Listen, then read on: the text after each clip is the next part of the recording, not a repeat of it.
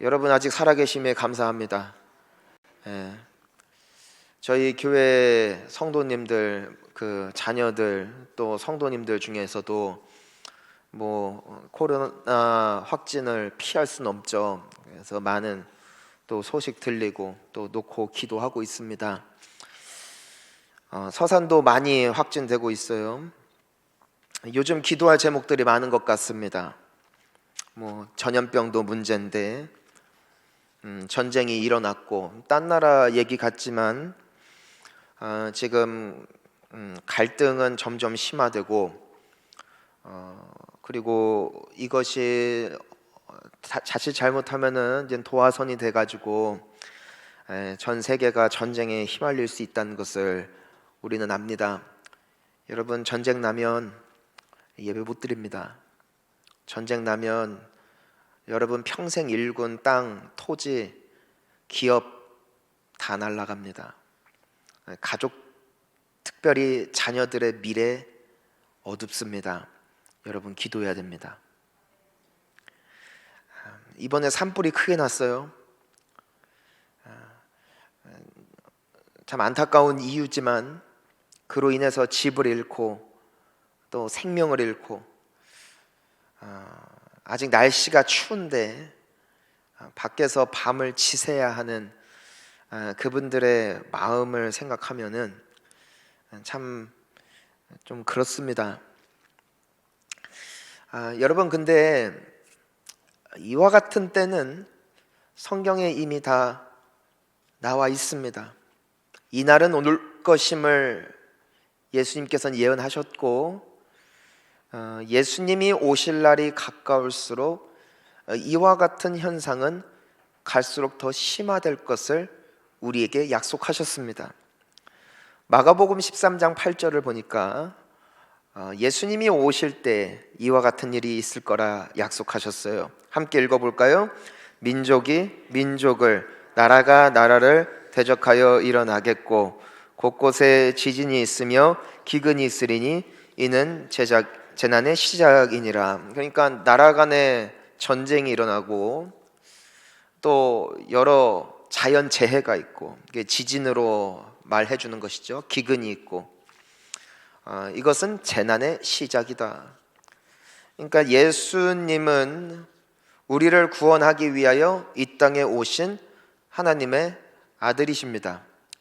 그분은 우리의 죄를 대신 감당하시기 위하여 십자가에 달려 죽으셨고 부활하셔서 지금도 하나님의 보좌 우편에서 우리를 위하여 기도하시고 믿는 자들을 위한 천국의 처소를 예비하고 마련하고 계십니다. 하지만 이와 같은 날이 영원하다 말씀하지 아니하십니다. 예수님은 반드시 돌아오십니다. 아멘이십니까? 예수님은 반드시 돌아오십니다. 평화의 왕으로 오시지 않습니다. 심판주로 오십니다. 그날이 되면 알곡과 가라지가 구별될 것입니다. 그날이 되면은 의인과 악인을 심판하십니다. 드릴 자를 천국으로 들이시고 내칠 자를 내치실 것입니다. 믿음으로 사는 자는 그날이 기쁨의 날이 될 것입니다. 하지만 믿음에서 떠나 있는 자들은 그날이 환난 날이 될 것입니다. 여러분, 요한계시록을 즐겨 읽으십시오. 믿는 이들에게 요한계시록은 축복의 메시지요. 하지만 준비되어 있지 않은 모든 이들에게는 두려움의 약속이죠. 이와 같은 재앙의 때, 재난의 때는 우리에게 마지막 날이 다가왔음을 시사하시는 하나님의 사인이라는 것이, 우리에게 보여주고 계시다는 것이에요. 근데 여러분, 이 자연재해가 됐든 국가 간의 갈등이 됐든 이와 같은 것도 증거가 될진데, 예수님의 임재하심이 임박할수록 우리에게 나타나는 또 하나의 특징이 있어요. 우리 마가복음 13장 13절 말씀도 함께 읽어보겠습니다. 시작. 또 너희가 내 이름으로 말미암아 모든 사람에게 미움을 받을 것이나 끝까지 견디는 자는 구원을 받으리라. 뭐라고 되어 있어요? 너희가 내 이름으로 말미암아, 즉 예수님을 믿음으로 말미암아 예수님의 말씀대로 살아가려고 몸부림침으로 말미암아 신앙의 양심대로 살아가려고 너희들이 애를 씀으로 말미암아 사람들에게 미움을 받을 것이다. 여러분, 이것이 모든 믿는 자들에게 나타나는 고통이라는 것이에요. 여러분, 성경을 보니까 우리가 대표적으로 요셉이라는 사람을 보면은 그는 하나님을 믿고 사랑함 때문에 고난을 당했고 미움을 당했던 사람입니다. 그는 죄를 짓지 않기 위하여 내가 어떻게 하나님과 사람들 앞에 죄를 지을 수 있겠습니까? 말했다가 그는 감옥에 갇혔던 사람이에요. 아브라함은 하나님께서 네가 나를 믿고 따라오면 내가 반드시 너를 복되게 할 것이다 라는 말씀 믿고 갈대와 우르를 떠나 하나님께서 말씀하신 약속의 땅에 갔다가 정작 그 땅에는 무엇이 있었냐면은 기근이 있었대요. 그래서 고생을 많이 했어요. 모세는 자신이 유대인 태생임을 알고 하나님의 백성들, 하나님의 자녀들이 노예로서 고통당하는 것을 보면서 내가 저들을 도와줘야 되겠다. 왕자의 신분을 포기하고 그들을 위하여 헌신할 준비가 되어 있을 때 오히려 사람들은 우리가 언제 당신을 재판관으로 세웠냐라면서 박해함으로 결국 그는 그 이집트 땅에서 도망하여 광야에서 40년간 잊혀진 자로서 살아야 됐어요. 여러분, 이것은 단지 과거에만 있었던 성경 이야기가 아니라 오늘날 우리가 살아가고 있는 현실 아니겠습니까? 오늘날에야 이젠 코로나가 너무나 일반적인 감염이 되었기 때문에 그 소동이 지나갔지만 우리 얼마나 고생했습니까? 예배 드리는 것 때문에 얼마나 눈치를 봐야 했습니까? 직장 다니시는 분들은 가면 회사 가면 항상 인사가 너 교회 가냐? 교회 갔다 왔냐? 너 교회 다니냐? 대답을 못 해요. 당시에는 그렇게 욕을 많이 먹었어요. 오늘날에도 전도하는 분들의 소식을 들으면 마음이 아파요. 사람들이 소리를 지르고 욕을 하고 어떤 분들은 때리기도 하고.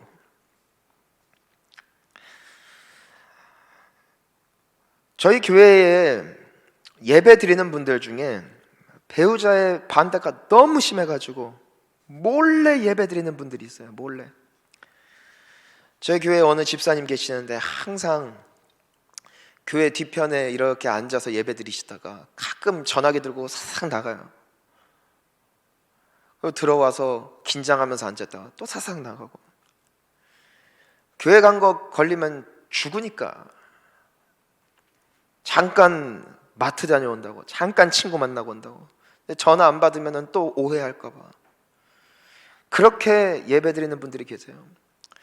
저희 교회 다니는 분들 중에 예수 믿고 고난당한 분들 너무 많아요.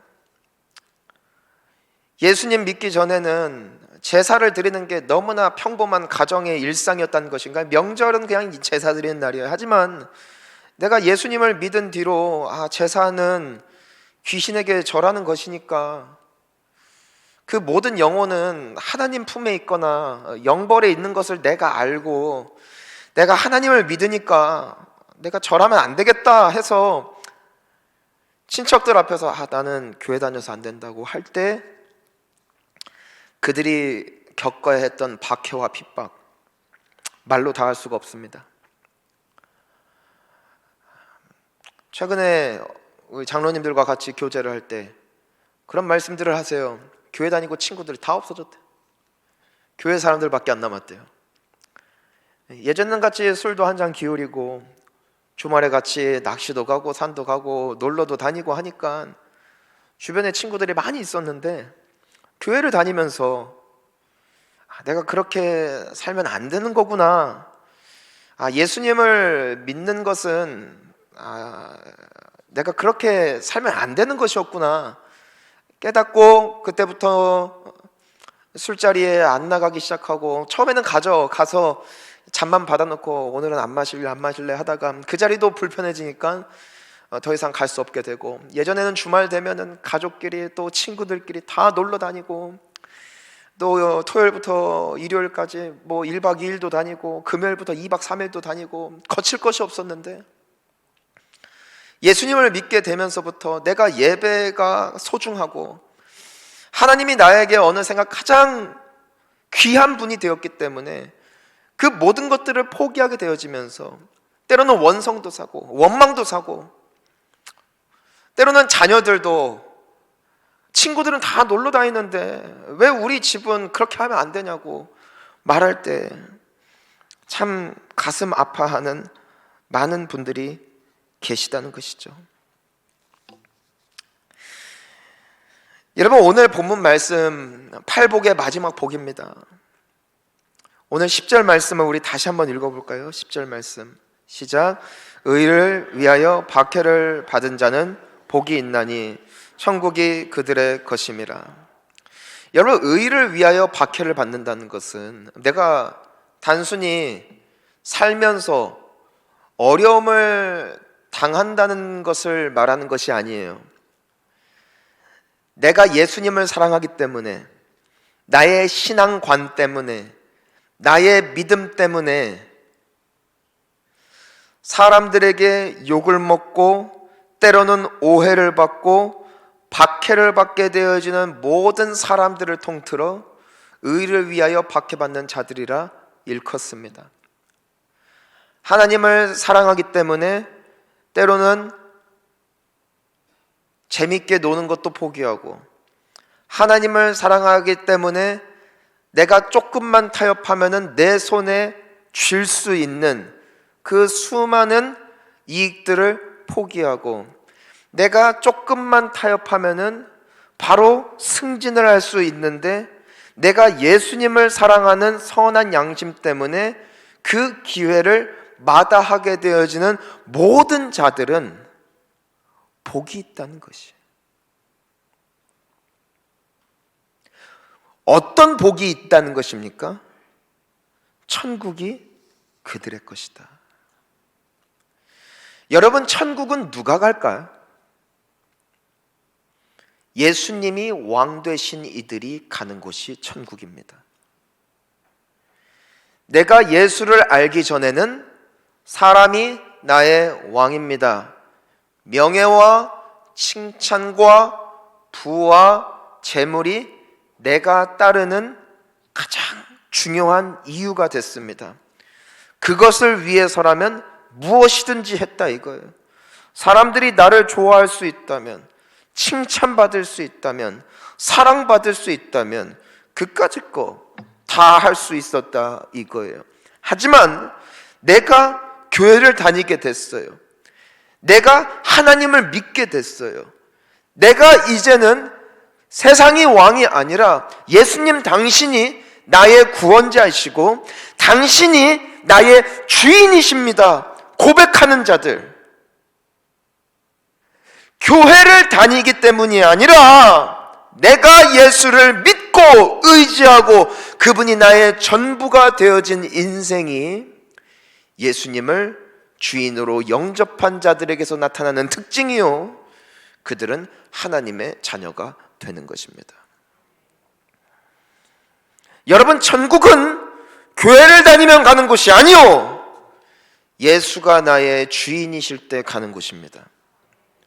내가 왕이 될 때 갈 수 있는 곳이 천국이 아니요, 예수 그리스도를 나의 구원자, 나의 주로 나의 삶 가운데 영접하고 그분을 따르는 제자의 삶으로 내가 회개했을 때에 나에게 약속된 것이 영생이라는 것이에요.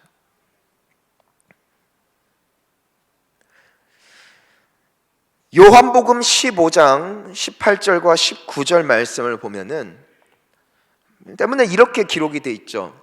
읽어봅니다. 세상이 너희를 미워하면 너희보다 먼저 나를 미워한 줄 알라.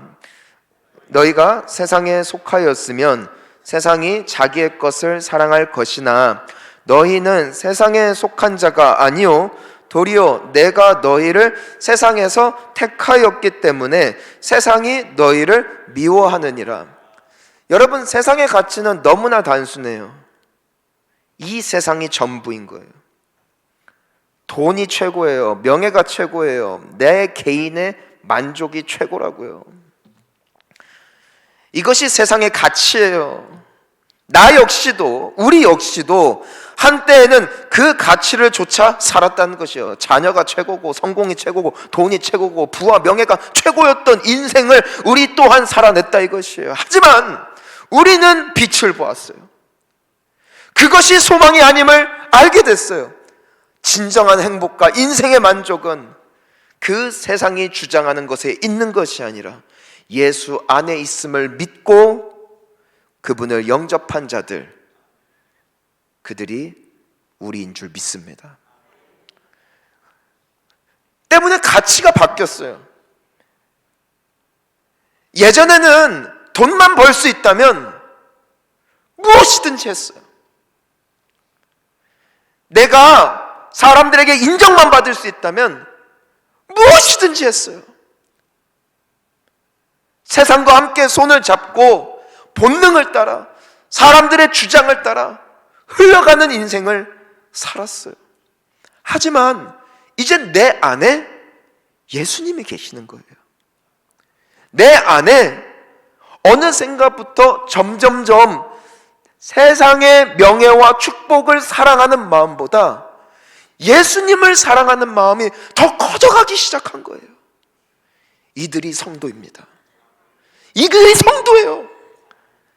가장 사랑하는 이 예수님. 그러다 보니까 사람들이 추구하던 가치와 내가 추구하는 가치가 바뀌기 시작하는 거예요.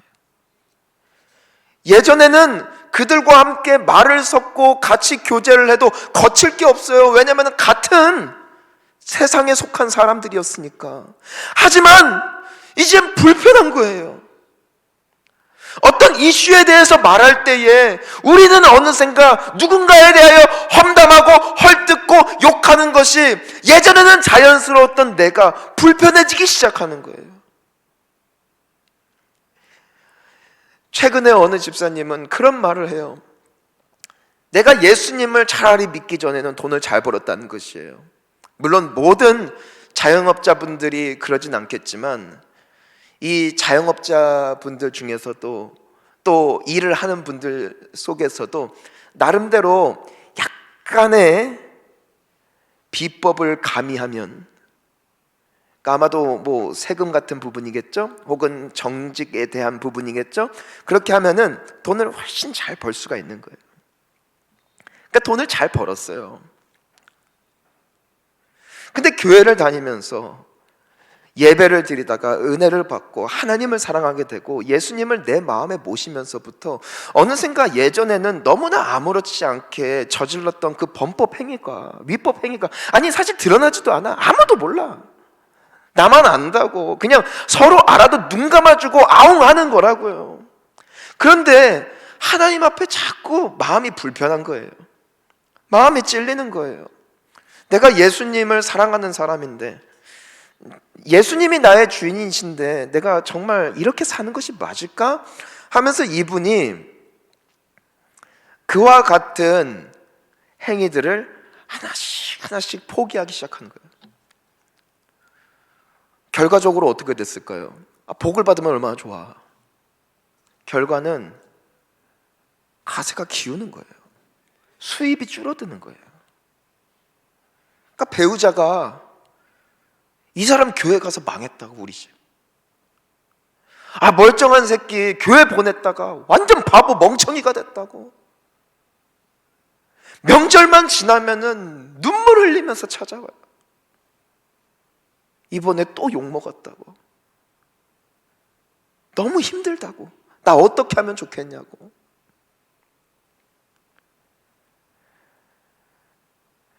여러분, 오늘 11절 말씀을 한번 읽어보시겠어요? 우리 한번 읽어볼까요? 나로 말미암아 너희를 욕하고 박해하고 거짓으로 너희를 거슬러 모든 악한 말을 할 때에는 너희에게 복이 있나니. 그럼에도 예수님은 무엇이라고 약속하시냐면은 너희들에게 복이 있다. 너희들에게 복이 있다. 너희들의 눈물을 내가 닦아줄 것이다. 내가 반드시 너희들에게 갚아줄 것이다. 신앙은 눈에 보이는 당장의 유익을 사모하며 나아가는 것이 아니요, 믿음은 눈에 보이지 아니하지만 이미 우리 속에 확증된 가치를 품고 살아가는 것, 이것이 믿음입니다. 최근에 어느 장로님은 예배하러 나왔다가 상관에게 걸려가지고 찐빠 먹고 욕 먹고 주변의 동료들이 다 눈치 주고, 저도 마음이 아프잖아요. 전화했어요. 장로님 고생 많으시죠? 하니까 이분이 뭐라고 하시냐면, 목사님 뭐 물론 좀 불편은 한데 너무 평안해요. 그러더라고요. 평안해요. 내가 살아가면서 한 번쯤 우리 예수님 때문에 이런 피해를 입어볼 수 있고 손해를 볼 수 있는 기회가 주어졌으니 저는 너무너무 감사합니다. 나는 예수님이 참 좋습니다 말씀하시는데 주님이 그 고백을 얼마나 기뻐하셨을까. 여러분, 사실 오늘날 우리는, 교회는 믿음으로 살아간다는 것은 환영받는 자리가 더 이상 아니에요. 교회 다닌다 하면은 욕먹고요, 전도하면 저 새끼들 또 주책이라고, 또 나선다고, 나댄다고. 어떤 분들은 11조 내는 것 때문에 배우자와 많은 갈등과 핍박을 받고, 저희 교회에 어떤 분은 봉사하시다가 온갖 모함과 교회 돈 횡령했다, 저 사람의 교회 땅 일부 뺏어다가 자기 집 지었다, 온갖 소문과 비판 앞에 서는 모습을 보면서 너무 마음이 아팠어요. 여러분, 목회가 제일 편할 때가 언제인 줄 알아요? 하나님의 말씀을 적당히 가미하여 사람들의 심기만 안 건드리면 목회는 너무 편합니다. 목회는 진짜 편해요. 맨날 축복합니다. 복 받으십시오. 아유, 하기 싫으면 안 해도 됩니다. 편한 대로 하십시오. 마음이 끌리는 대로 하십시오. 주님이 함께 하십니다. 하면은요, 욕할 사람도 없고요, 적도 없어요. 얼마나 편한가 몰라. 근데 제가 목회자로서 제일 욕먹을 때가 언제인 줄 알아요? 하나님의 말씀이기에, 하나님이 기뻐하시는 뜻임을 알기에 이렇게 해야 됩니다 하면은 적이 생기더라고요.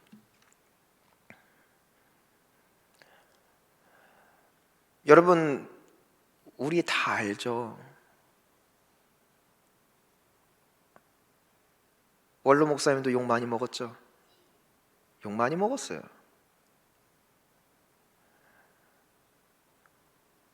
저 욕심 때문이라고, 성도들 진을 다, 피를 다 빨아먹는다고, 왜 저러냐고, 많은 박해가 있었어요. 여러분, 상상 이상이에요. 많은 박해가 있었어요.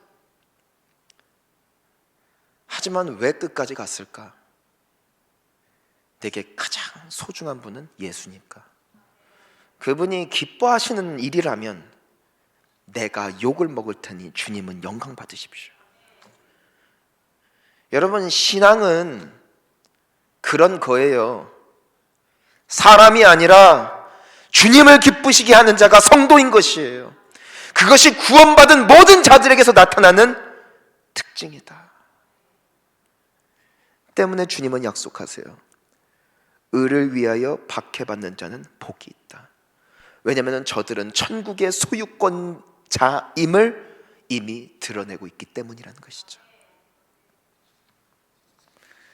사랑하는 성도님 여러분, 세상 어떠한 복보다 가장 큰 복은 사람이 박수치는 복이 아니라 하나님이 박수치는 복입니다. 수많은 사람들이 나를 향하여 칼채를 보내며 박수를 치고 칭찬한다 할지라도 주님께서 잠잠하시다면 그 인생은 실패한 거예요. 하지만 모두가 잠잠할지라도 주님이 일어나 박수치는 인생은 영원한 유업을 선물로 받을 것입니다. 스데반 집사님을 기억합니다. 그분은 예수님을 사랑했어요. 때문에 예수라는 이름만 들어도 이를 가는 사람들에게 예수님에 대하여 전파하죠. 당신들이 예수님을 십자가에 못 박았고 회개하고 예수님을 다시 영접해야 됩니다. 결과는 뭐였어요? 사람들이 돌로 쳐버려. 하지만 놀라운 사실이 있어요. 모든 사람들을 욕하면서 침을 뱉으며 돌을 던지고 있을 때 스데반이 눈을 들어 하늘을 볼 때 예수님이 보좌에서 일어나셔요. 천국에 곧 들어오게 될 스데반을 맞이하기 위하여 그 보좌에 앉으신 전능하신 하나님 아들 예수 그리스도께서 일어나신 거예요. 맞이하기 위해, 안아주기 위해. 그날 스데반 집사님은 사람들이 보기에 가장 수치스러운 죽음, 하지만 예수님의 품에 따뜻하게 안겨 그분에게 위로와 축복을 받는 가장 승리한 인생이 되어진 줄 믿습니다.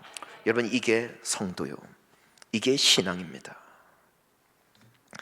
당장의 세상적 가치를 따르는 인생이 아니라 내가 사랑하는 주님을 끝까지 살아가는 제자의 삶. 여러분, 얼마나 멋있는가. 12절 말씀을 함께 읽어보겠습니다. 시작. 기뻐하고 즐거워하라. 하늘에서 너희의 상이 큼이라. 너희 전에 있던 선지자들도 이같이 박해하였느니라. 아멘. 의를 위하여, 하나님의 말씀을 이루기 위하여 사람들에게 욕먹고 핍박당하고 배척당할 때에 기뻐하고 즐거워하는 거예요. 하나님이 갚으신다. 하나님이 갚으신다. 복받은 모든 사람들은 모두가 이와 같은 과정을 지나갔습니다. 하지만 고난 뒤에는 승리가 있었고 영광이 있었습니다. 요셉이 당장의 유익을 탐했다면 보디발의 아내와 잤겠죠. 하지만 하나님을 사랑함으로 거부하자 결과는 옥에 갇히는 것이었습니다. 하지만 때가 되자 주님이 그를 지극히 높이시는 거예요. 예수님은 십자가를 지고 싶지 않았어요. 하지만 하나님께 기도해요. 아버지의 뜻이거든 내가 지겠나이다.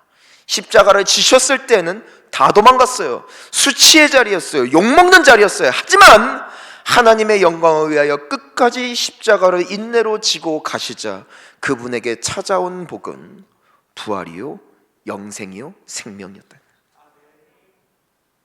오늘날도 우리가 환난을 당하나 예수님은 말씀하세요. 너희는 환난을 당하나 담대하라. 내가 세상을 이기었노라. 끝까지 믿음으로 서는 자는 하늘 위로 받는다는 것이에요. 우리 마지막으로 마가복음 10장 29절과 30절 말씀을 한번 읽어보십시다. 봅니다. 예수께서 이르시되 내가 진실로 너희에게 이르노니 나와 복음을 위하여 집이나 형제나 자매나 어머니나 아버지나 자식이나 전토를, 여기까지 읽어볼게요. 버렸다는 것은 진짜로 버렸다는 것이 아니라 그들보다 주님이 더 내게 가치가 있기 때문에 그들의 환심과 칭찬과 그들의 축복을 포기하고 하나님의 축복만을 바라보며 믿음으로 선 자들을 말하는 것이에요. 그 사람들에게 어떤 약속이 주어졌는가? 30절입니다. 현세에 있어 집과 형제와 자매와 어머니와 자식과 전토를 100배나 받되 박해를 겸하여 받고 내세에 영생을 받지 못할 자가 없느니라. 즉 하나님을 사랑함으로 당장의 유익을 버리고 주님을 택한 자들에게는 하나님은 현세에도 복을 주시고 내세에도 복을 주신다는 것이에요. 저는 여러분들이 이 땅에서도 복을 받고 천국 가서도 주님 앞에 칭찬받을 뿐 아니라 하나님께서 예비하신 크고 놀라운 상급을 누리며 영생 누리시기를 주님의 이름으로 축원합니다. 이것이 성도입니다. 담대하십시오. 세상의 욕을 두려워하지 마시고 주님을 따라가십시오. 주님이 기뻐하시는 일이라면 오해를 사더라도 그 길을 가십시오. 주님은 반드시 여러분을 통하여 영광 받으실 줄 믿습니다. 반드시 승리케 하실 것입니다. 역전케 하실 주님을 바라보며 이번 한 주도 과감하게 미움받을 용기를 택하시고 주님 앞에 칭찬받는 발걸음을 한 걸음 한 걸음 걸어 나갈 수 있는 우리 모두가 될 수 있기를 예수님의 이름으로 축복합니다.